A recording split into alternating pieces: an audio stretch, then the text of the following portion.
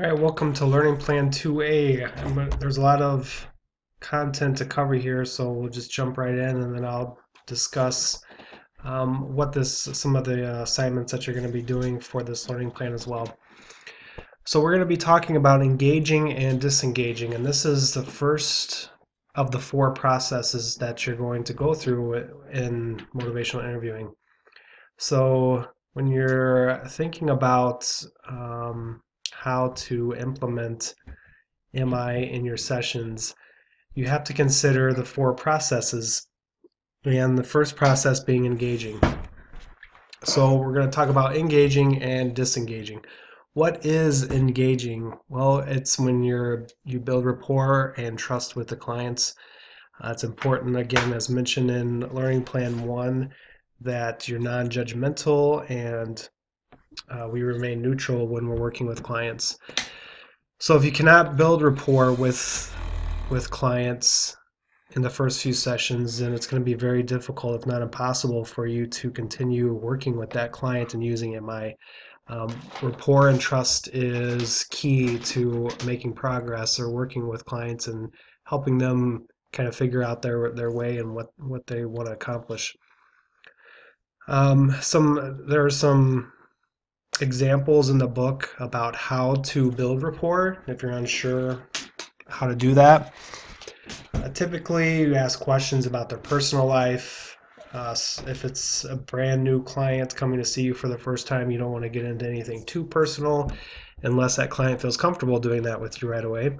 But you can just ask questions about how their weekend was, vacation plans, just kind of keep things light and just see where the conversation goes. Again, you want the client to direct the conversation. And that brings me to the next point, to allow the client to control the session. They're coming to us as helpers for a purpose. And although we have expertise in various areas, the client is going to be the expert on his or her own life and the values and beliefs that he or she brings to the session. So it's important for us to be a student of the client and listen and allow the client to move in the direction that they feel comfortable moving in.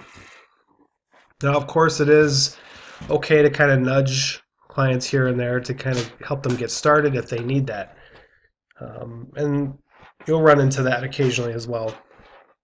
It's important to avoid the traps that we discussed, and that's in the text, because this will promote disengagement, and that's the last thing we want. Once a client becomes disengaged from treatment or the session with you, it's very likely that they won't return. And so it's important that we really pay attention to the various traps that we can find ourselves in when working with clients.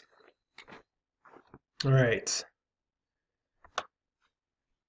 So moving on to listening.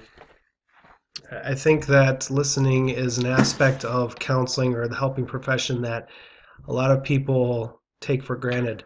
It's important that not only that we listen to what the client is saying to us directly, but it's important that we try to understand what they're saying subconsciously to us via nonverbal communication,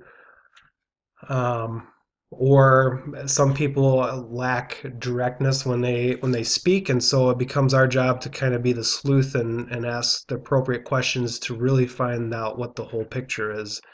And listening isn't just about sitting back and not saying anything.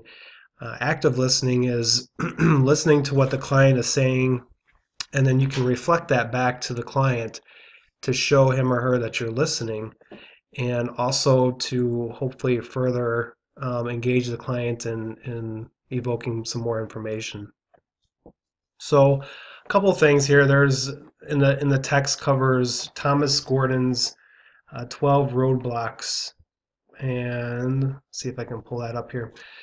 12 roadblocks to listening. So it's important that you review this, understand it. The first 5 categories takes away the client's autonomy. And remember when we talked about in Learning Plan 1 how important autonomy is. If the client doesn't feel like they have autonomy, they're not going to feel prepared, ready, and comfortable to make changes in the environment that you present.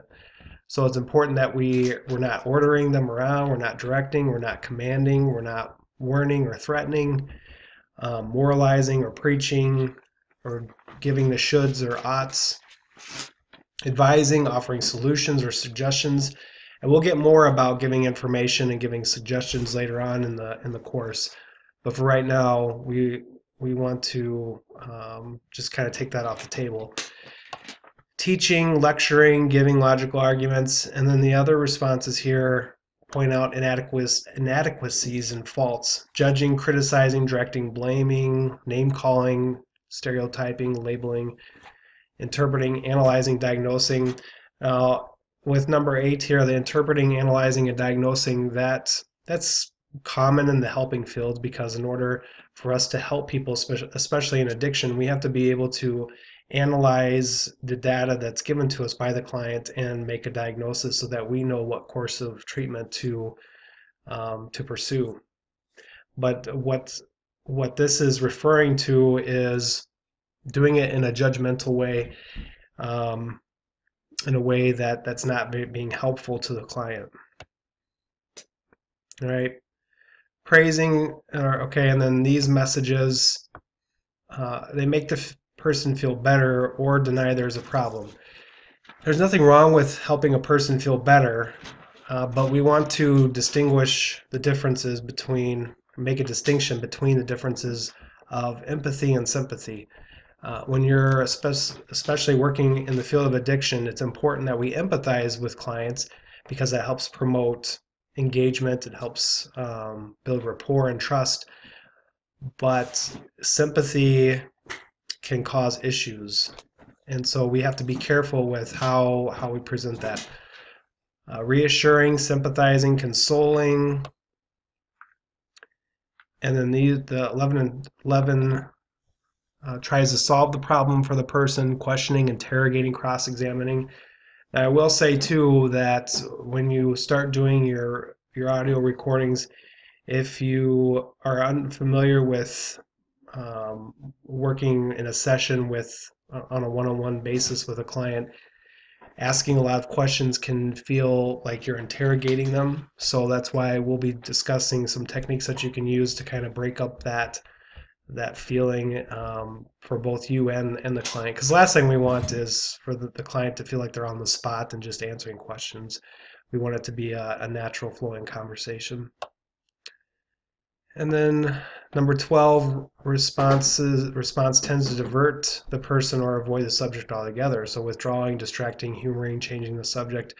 And this actually comes up quite a bit with the newer helpers, because sometimes when a client brings up a very heavy subject, or a subject that the client may not feel confident that they can kind of tackle with the client, they may resort to one of these ways of dealing with that. They could withdraw, they could distract the client, or humor is used quite a bit to avoid the subject, or they just change the subject completely. I probably find that more often than any of the others. When a new helper is working with a client that they're not really sure what direction to go in, they just kind of change the subject and move in a different direction. So we have to be cognizant of all those. All right, and then this also focuses on number 4 of giving advice. And like I mentioned before, there is a place and a time to give advice, and we'll cover that. For right now, we want to take that off the table. We're not going to be worrying about giving advice. We're just going to view it as that it's not something that we use in MI at this point. But certainly it does have its place. But we'll come back to that.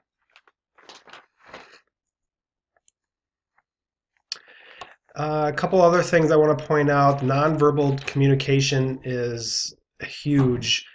I don't know what the percentage is, but I know a large percentage of our communication is communicated by nonverbal. And so we need to be alert, and we need to be aware of our client's nonverbal communication with us. If a client comes in and they are sitting slouched in a chair and their arms are crossed or folded, you could kind of pick up that they're not that engaged or something's going on. If a person has their feet, for instance, while they're talking, if a helper has their feet kind of pointed towards the door while a client's talking, that can convey a message that the helper isn't interested in what the client's saying. So there's a lot of different nonverbals that we may not even know that we do that could really disengage the client from the conversation.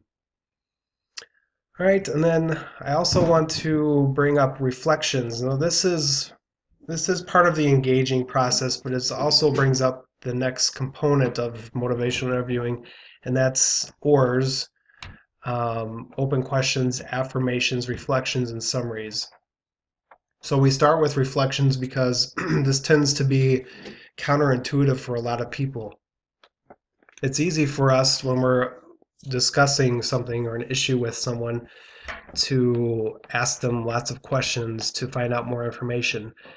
But research shows that using reflections, just you're basically restating what the person just told you, it tends to elicit more information from that client. And it also shows them that you're paying attention, and it doesn't seem like it's an interrogation.